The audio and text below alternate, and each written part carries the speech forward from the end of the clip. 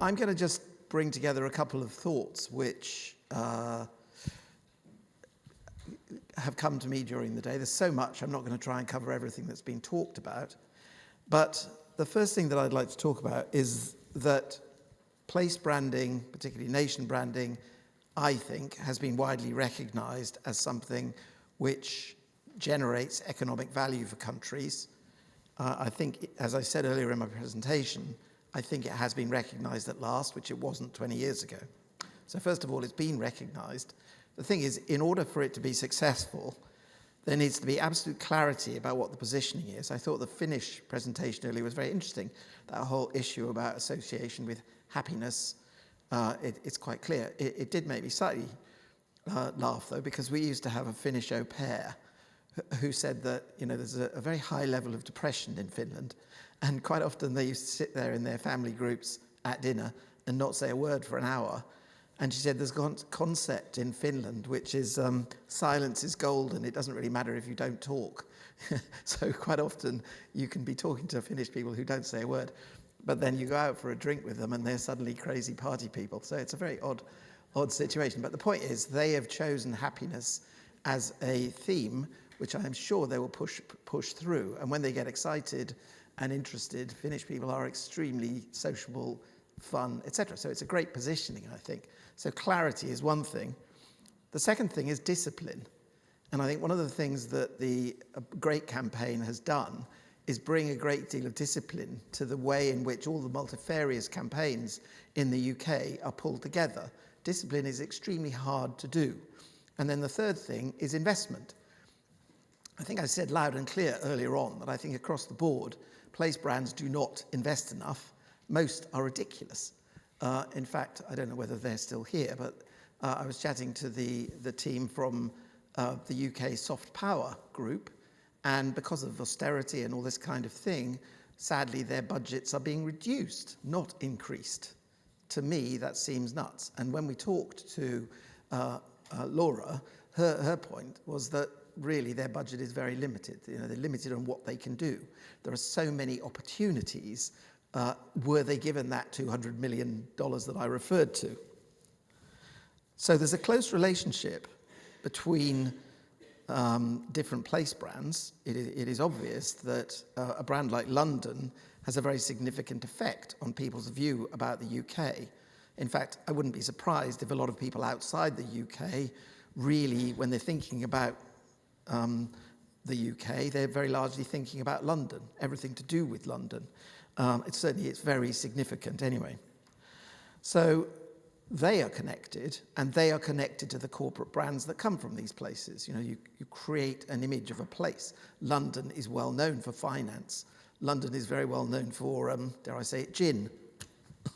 That's something that appeals to me. But you know, you get known for certain types of industries and certain associations which help you. So there's an interaction between them all.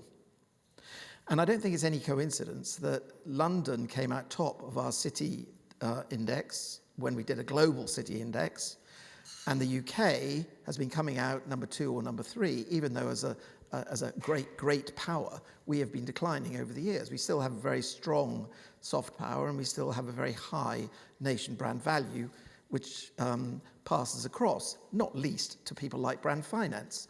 We have very definitely benefited not only from the fact that we are in the UK and people regard consultancies like brand finance as good because they have grown in the UK, because we have certain values and skills that are recognised, but in particular because we're in London, and that includes the City of London.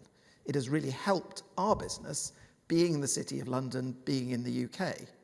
Many clients around the world even actually say, I know you've got a team in such and such, can we have the London team? So that's just us in our own small way. So very close relationships between the corporate brands and the place brands. And so one of the other things that has been coming through in a lot of our data over the last couple of years is the phenomenon of China. You saw earlier on in my presentation, if you were here, that amongst all the G7, the only one that has outstandingly grown and outperformed is China compared with America and all the other European countries. I think we're at a pretty strong turning point in history, actually. I don't think it's an exaggeration to say that the hegemony of America, which started at the end of the 19th century and has been going for a century, is sort of coming to an end, or it's certainly in danger of coming to an end. Its GDP is disproportionate to its population, and a lot of that is because American business has been so successful internationally. I don't think there is any coincidence that after the Second World War, America took its brands all over the world, and they are still there. And it's quite interesting that there's been a bit of a turning point with people now beginning to go lukewarm on American brands. In fact, in some places, they are boycotting American brands. And I think the exact reverse is now happening with China. 20, 30 years ago, most people wouldn't even dream of buying a product or a service that came from China. Nowadays, they quite happily do. And I think the momentum is growing. So with that, if you'll indulge me, I just want to actually read you a message that has come from the managing director of brand finance in Beijing, who is very passionate about this subject. I was going to précis it, but I thought, no, I can't really précis his words. I'll read them out to you and then say what I think of it. I don't normally read from a script, so excuse me, I normally ad-lib it. And here's what he says, but before I say that, this is in relation to a study that we are doing in China now, which should come out in July, which looks at the top 70 city brands in China. You may be surprised to hear that there are 70 city brands in China at all. Actually, I was a bit surprised when he told us.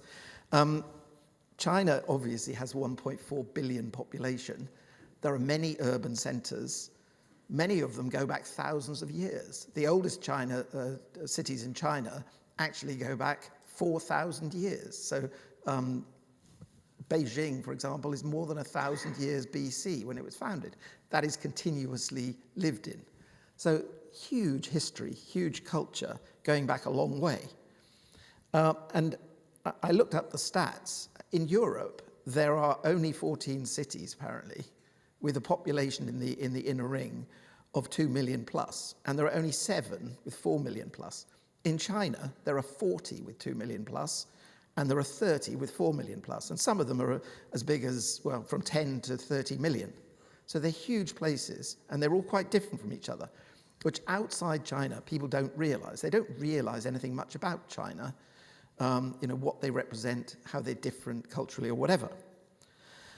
So what he says is, when we speak about Chinese cities, we are also speaking about how the world understands China today, which they need to do because it is becoming so important to us all. For a long time, that understanding has largely been economic. China has been described as a manufacturing powerhouse, a supply chain hub, a vast consumer market, and a major engine of global growth. These descriptions are accurate, but they are incomplete. They see China as a space of production and transaction. They do not fully see China as a space of life, memory, culture, governance, emotion, and human experience. Cities are perhaps the best way to change that perspective. A city turns national transformation into something visible and everyday. It reveals how a society organizes mobility, preserves memory, creates public space, treats its young, its elderly, its children, its newcomers, and its visitors, and how it balances speed with quality of life. In many ways, a city tells us where a society is heading more clearly than any single economic indicator ever could. And that is precisely the purpose of the 2026 China City Index from Brand Finance. It's based on 12,000 survey responses in China. They had to be in China because only Chinese people really understand the 70 cities. Nobody outside really does at all. And examines the 70 major cities. The index examines urban reputation and attractiveness across 7 dimensions: business and investment, culture and heritage, education and science, governance, livability, people and values, and sustainability and transport. And we are releasing the index at a pivotal moment. He agrees we're at a pivotal moment. China is now entering an accelerated era of urban brand globalization.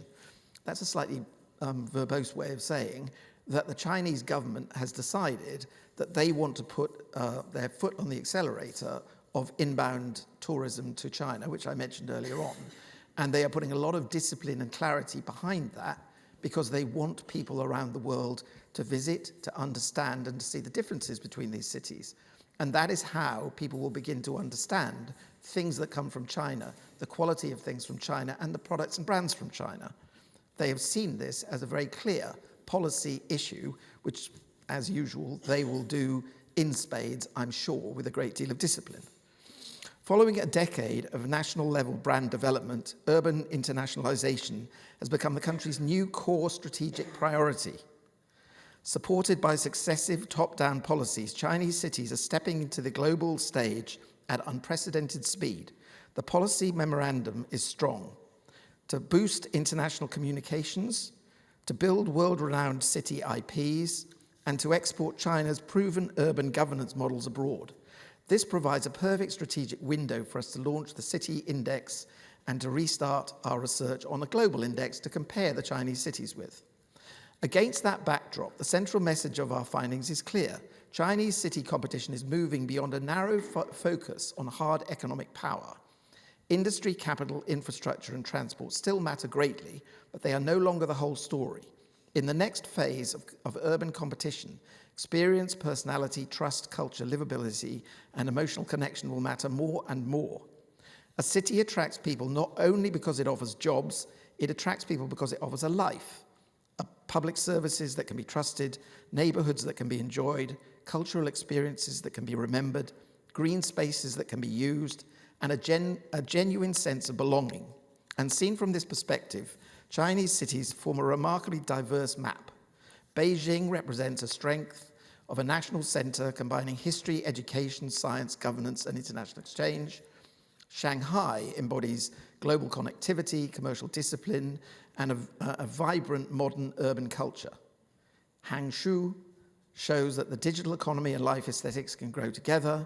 Shenzhen is famous for entrepreneurship and technology, but also for its parks, coastline, and public spaces.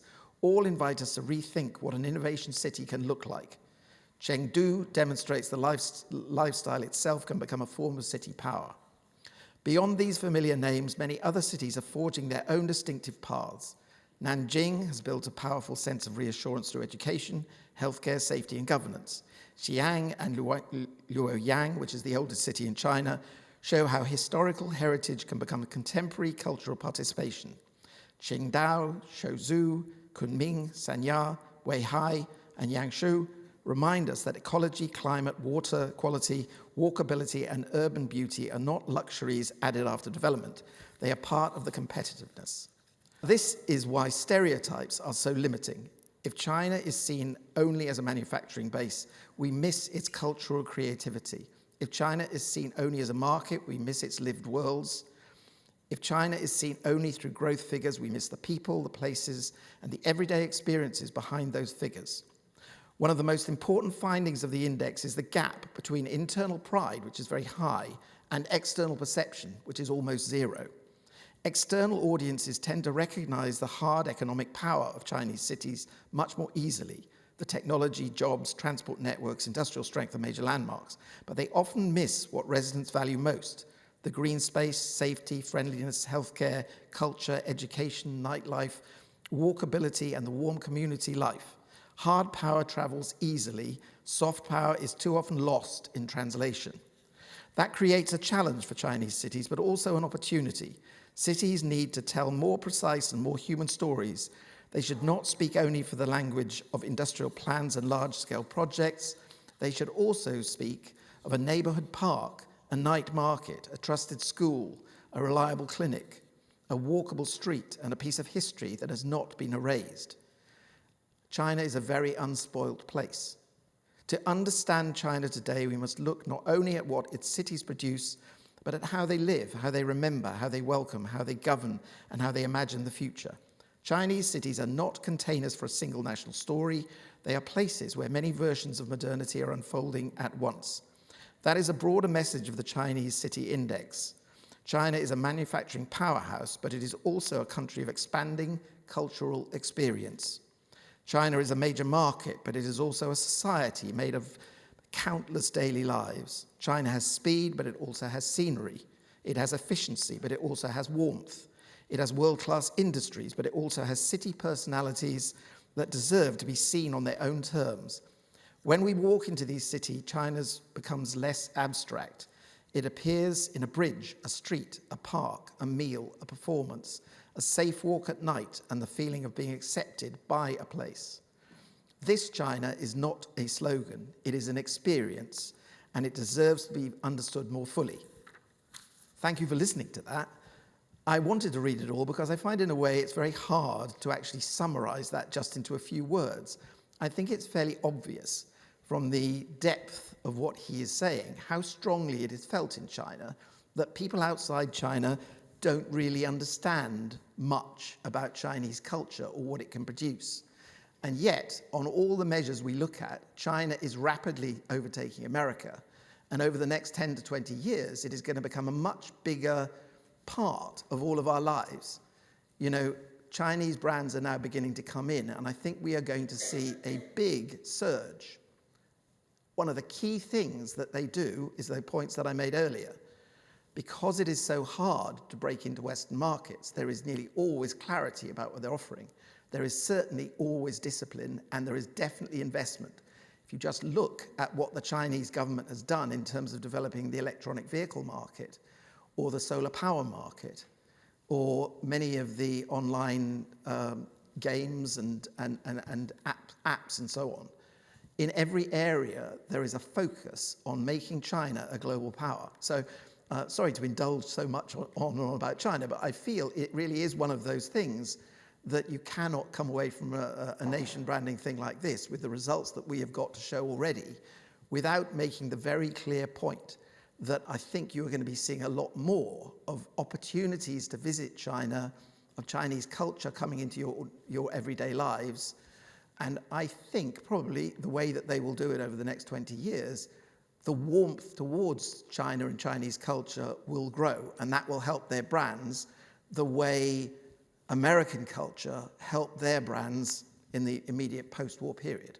That's just my view. You might completely disagree with me, and if you do, by all means, come and have a coffee afterwards and disagree with me.